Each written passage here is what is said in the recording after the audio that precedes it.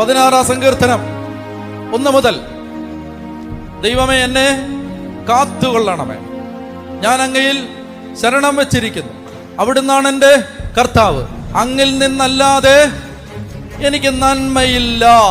അങ്ങണം അത് ഒരു വിശ്വാസി ഹൃദയത്തിൽ ആഴത്തിൽ വരച്ചിടേണ്ട ഒരു വാക്യമാണിത്.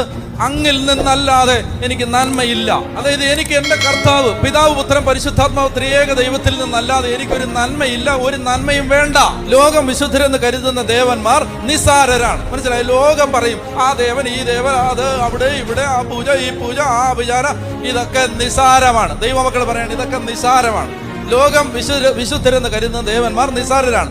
അവരിൽ ആനന്ദം കൊള്ളുന്നവർ ശപിക്കപ്പെട്ടവരാണ്. അന്യദേവന്മാരെ അനുഗമിക്കുന്നവർ തങ്ങളുടെ ദുരിതം വർദ്ധിപ്പിക്കുന്നു. അത് ഓർത്തിരിക്കണം എപ്പോഴും.